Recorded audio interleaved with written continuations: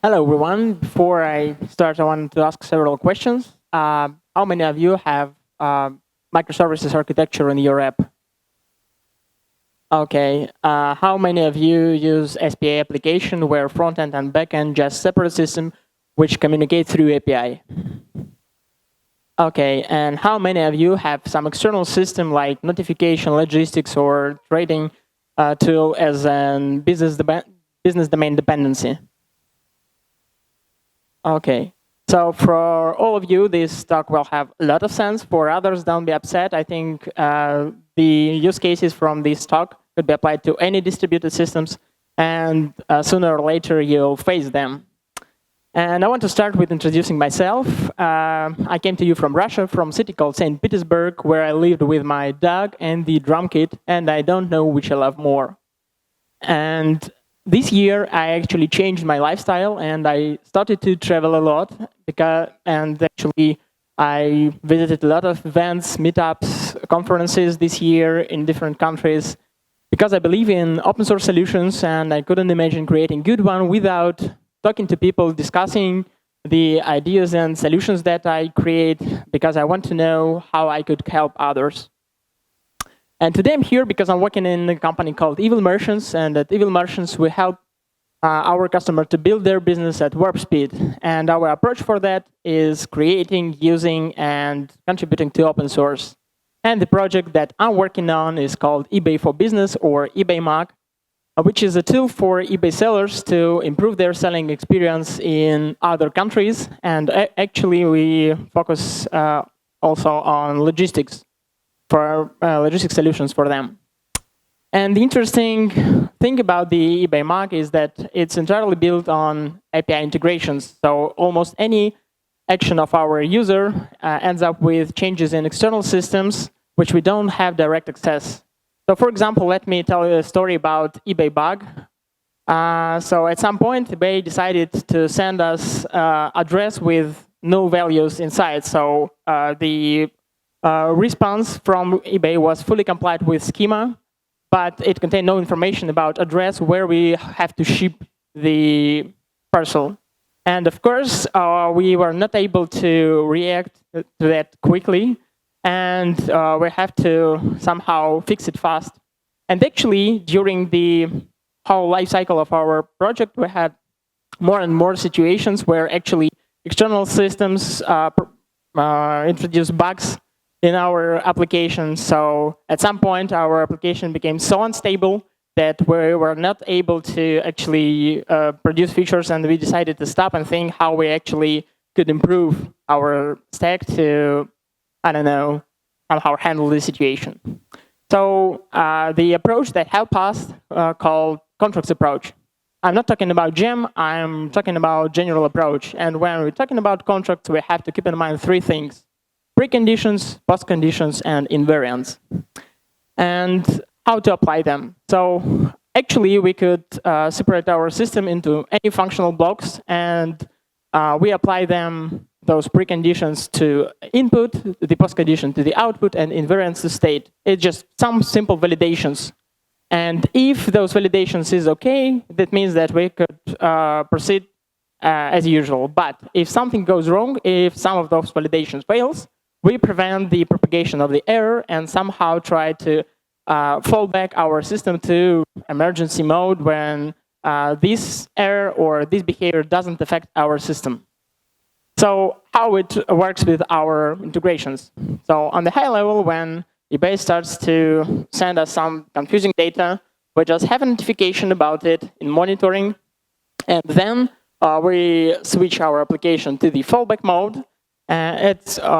It all happens automatically, and we have some time to actually adapt the contract to this API to handle the situation. Otherwise, if it's some temporary outage of the service, we could stay in the fallback mode for a while, and then service could just get up and everything will be OK.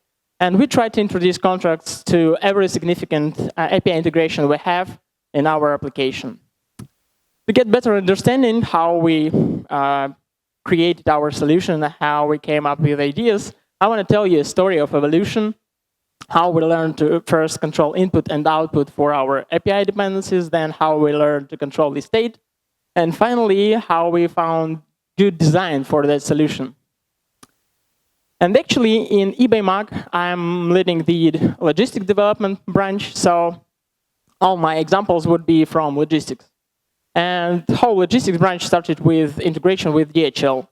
Actually, it was quite a simple task. We needed to propagate eBay orders to DHL directly by clicking a button. It sounds very obvious. We had the address, we had all the information, just propagate it. And you know what? We released it very quickly, and it didn't work. And actually, it didn't work because the whole system didn't work like it was documented. So there are a lot more rules that the only way to extract is send more orders, see the errors, experiment a little to adopt your solution, and finally you could understand how you have to validate your data before, not only validate but filter the data before sending it to external system. So my first chapter is called Standalone Policy. So our overall solution for DHL looked like that. So we have eBay orders, which we convert to parcel through simple validation to just filter out the orders which we couldn't handle, like without address. Then we have some validations before sending the request to DHL. Then DHL sends us some confusing content which we try to recognize. And if we were able to recognize something, we try to validate it again before sending to user. And finally, user gets the result. How we build this? So on the lower level, when we're writing then API client, we are using sampling. Sampling is just ability to record the requests and responses and mark them with a tag. What is tag? Tag is just some amount of information that you could gather from the actual communication session. So we started only with 2 tags, success and unexpected behavior, and deployed it. And you know what? Only minor % of the requests were successful. And we started to understand what are the others unexpected behavior.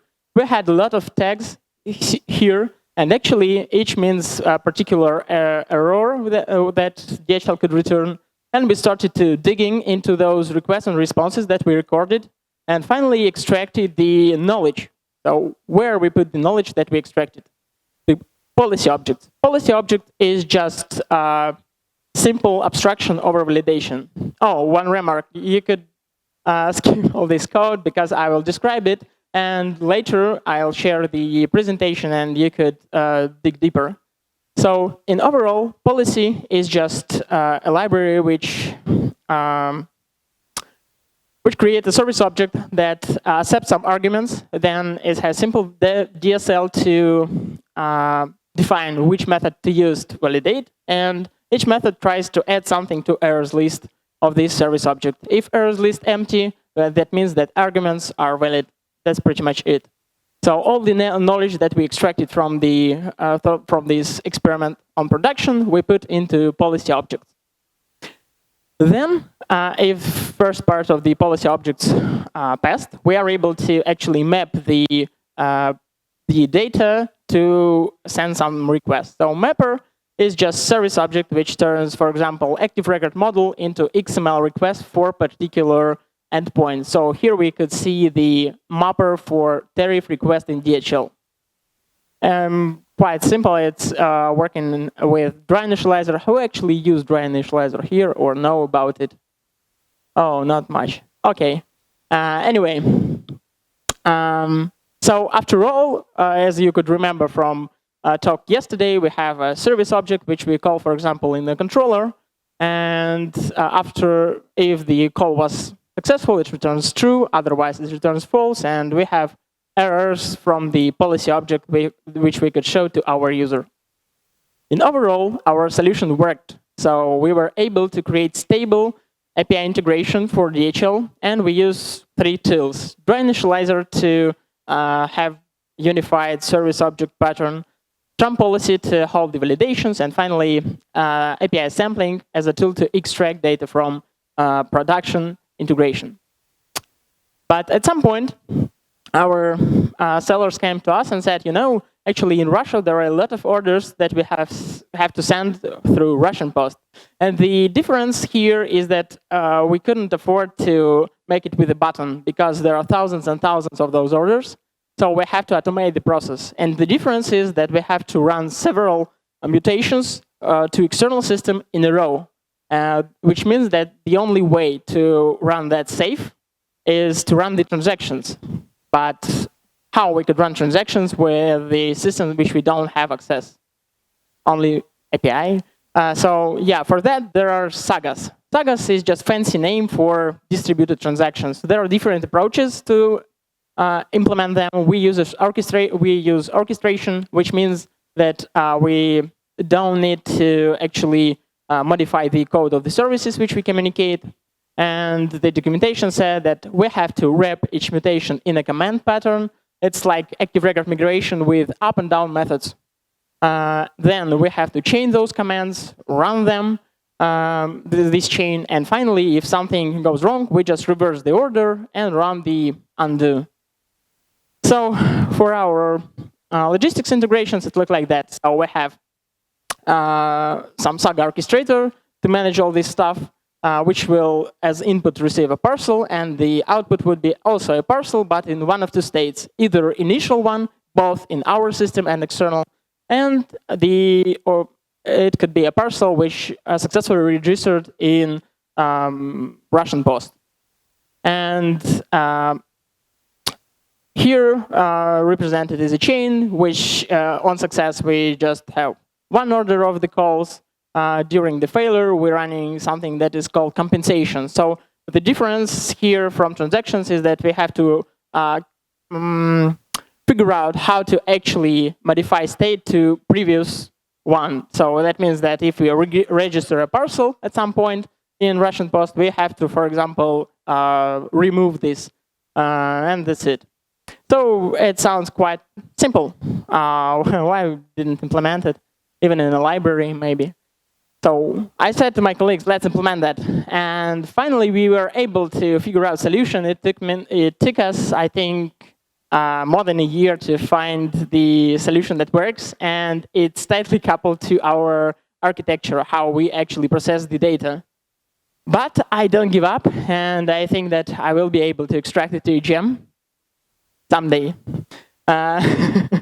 But right now, there is a repository called Dirty Pipeline where not working solution is holding right now. But I created an issue where you could leave a comment how you want to apply Sagas or distributed transaction in your application. And before the next release of this library, I will verify that your case could be handled with this solution. And that's it. But it didn't work yet. So actually, at this stage, we got this knowledge how to apply Sagas, how to use them in Ruby.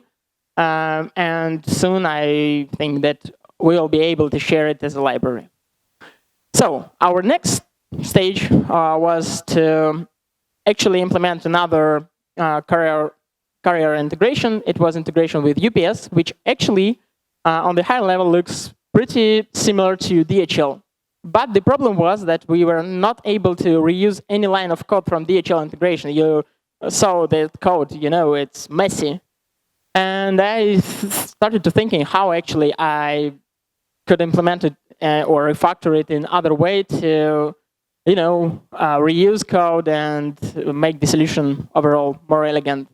And actually, it took me almost 2 years before I found and implemented and released the solution that I will share with you.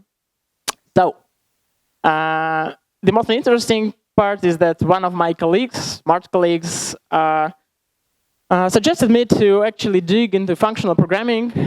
He suggested to learn Haskell, and maybe that's why it took 2 years. I don't know. But finally, I definitely got some peaks from functional programming and their way to validate data. So I want to save you some months or years. So 2 things to pick up.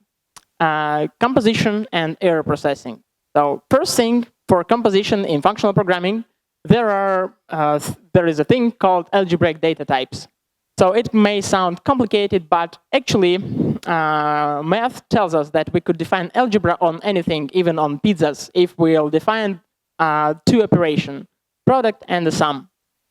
So I decided, why couldn't we define those operations on policy objects? You remember we had a list of validations before, after, and stuff like that. So I've implemented it. So the product of two policy objects is just another policy object, which is only valid when all arguments of this product is valid. That's pretty much it. And the other thing, sum of policies, is another policy which is only valid if at least one policy object valid. That's pretty much it. Simple, but actually we could combine them, and we got the very powerful tool to express any kind of complex logic. So for response, we have here validation, which first checks that the response is valid JSON. Then only if this response is valid JSON, we will verify that actually we receive valid tariff, or maybe it's some of errors that we could expect from the system. So you could see that at this level, we totally understand how actually we communicate with the UPS about rates, because we understand what we need to do before the call. We have request policy here. We list here all the errors which we could expect. And of course, we have some assumptions about what is the response. So the second thing is the refinement type. It's the tool for error processing. So the refinement type is just a combination of the algebraic data type and some predicate. So pretty dumb example from Wikipedia is integer greater than 5. But I prefer to stick with more business-like example, validation of cats. So when you want to introduce the refinement type in your project, you have to think about box with label cat and validation rules written on the side. It's our predicate. And then we architect all our solution around these boxes. And the only thing that at some point we have to return the result, which means we have to unpack the box. And how do you think, what will happen if we put a cat with this box and we'll try to unpack it? Any suggestions? Nothing fancy. It will be a cat. But what if I put my dog in this box? Don't be afraid, it's a controlled experiment, but anyway, we have to make it. What will happen if we'll unpack this box? So no marginal happens. Actually, we'll receive a predefined type which called contract failure with the context. Why actually did validation fail? So if we'll try to implement it, it will have such interface. So we have a name, type name. For our case, it's types JSON response. And then we have single method match in which we'll try to put some response. And the result could be one of two. So either it would be types JSON response object or contract failure. And the second thing is there is something that I found very useful is unpacking mechanism. It could be hooked. And for example, if we stick with example of cats, you could thinking about brushing a cat before actually returning it. So your type would be brushed cat. So how it looks under the hood, we have two methods here, method match and method map. So method match is just a method to collect all the context about the validation. So you could see here that our single argument actually is written in the value instance method instance variable. And then we'll ask the response to make it more readable. Then in match, we assume that response has body method. And you could see that our call is unsafe, which means that actually response could miss this method. But it's OK, we'll handle it later. Then, if we were able to save the body into the context, we could try to even parse this body. And we put it to another key in the context. That's pretty much it. And if everything is OK, we return self to achieve our expected interface. But if something goes wrong, actually, we have a rescue here, and we wrap the result, the error, into another type. And the interesting point is that we share the context. So whenever error we have, we exactly know at which step we failed and what was wrong. So if it was parsing error, we have full body to reproduce the issue. If we didn't have a method, we will see that there was nothing to be written in the context. And the mapped method here is used to actually, during the unpack, receive a hash, not the JSON string. More advanced case actually uses policy. So in some cases, your validation could be so complex that you prefer to put them into additional objects. So for that case, refinement type is just a tool to extract data from the input, pass it to the policy object, and then either wrap the errors into another type or return valid type. The only need for that is to exactly have this ability to build complex pipelines, and that's it. And organize, of course, everything. So let's apply that. So contract for the raise request in UPS will look like that. So to keep the interface, we use method match. Actually, this method is automatically generated by our library, but I want to show you how it works. So it's actually doing two things. So the first is validation of the input through the request type. And if it is invalid, we just return. Otherwise, we run a block in which we actually have some network communication. And the result of the communication, we put into response type. And you could see here that we, again, share the context between types. Then you could recall the contract definition, which is actually we passed. And finally, we applied to API client. So we just wrap HTTP call into this contract, and that's pretty much it. The interesting thing is that inside the block, we yield the type, which means we have to run the unpack. And during the unpacking, we exactly could return here JSON or XML or whatever you prefer. And finally, as you could understand, our API client now always return a type. So we have to somehow unpack it. So to unpack it, you have to introduce case statement. You could actually, if you prefer to be dry, you could actually put it in some additional object. For now, I use it inside the controllers, or sometimes I use the extraction of this method. So the idea here is to actually unpack the type accordingly to the result. So interesting point here is that, for example, we have invalid request and contract failure. As I said, contract failure is something predefined. And it's more general, which means that contract failure actually could happen when we have outages or new release of your external service, and which leads to totally unpredictable data. For example, service could start returning you HTML instead of JSON. And invalid request just means that we were able to parse the UPS error, but it tells us that we sent some information that is not valid due to UPS rules, which means that we didn't filter or validate data properly before. And this is exactly the trigger to actually improve our validation or filtering. From user experience, it doesn't matter. We anyway couldn't proceed, which means we could send here some general error, try later or try in an hour, while we fastly fix this problem. And the interesting thing is that, of course, we have to track this in Honeybadger to see the notification about the problem.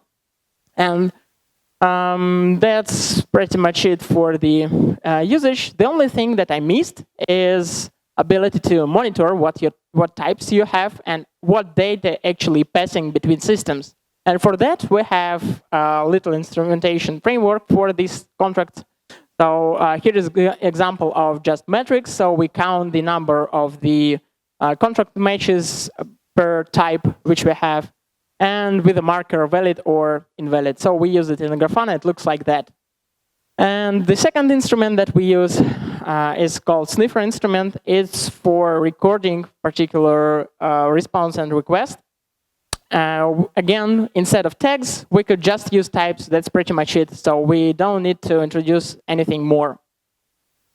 So finally, for that solution, we use Yabida to collect the metrics inside your Ruby or Rails application. Sniffer to record the HTTP sessions, Trump policy to extract complex validations, and blood contracts is the overall library to build those refinement types and organize all this stuff. So we passed through general steps of our evolution of our system. And of course, our future steps. We are mostly focused on extracting the sagas, which is why at first we want to extract how we use the event processing in our system. That will be first fully distributed Ruby library for event processing. Then we'll introduce the dirty pipeline. And finally, for blood contracts, the docs are well written right now, but I want to have some fancy side with a lot of examples where you could just copy and paste something and start working with blood contracts right now. If you were interested in something that I talked about, there are some links to the, first of all, book called Category Theory for Programmers is the best Haskell and functional programming introduction for any developer. If you're afraid of Haskell, try maybe Haskell by Thoughtbot, because it's really careful introduction of Ruby's to Haskell and functional approach. And finally, chaos engineering is exactly the approach which we used for DHL and other logistics integration to build them in stable way. So it's exactly the way to debug your code in production in safe way. So thanks, that's pretty much it. So this QR code leads to my Twitter account, and if you'll follow me, I'll share the beautiful Evil Martian stickers, and you could just say me hi, and I will give you a sticker. So thanks, I would appreciate any issues or pull requests to my jam. Thank you.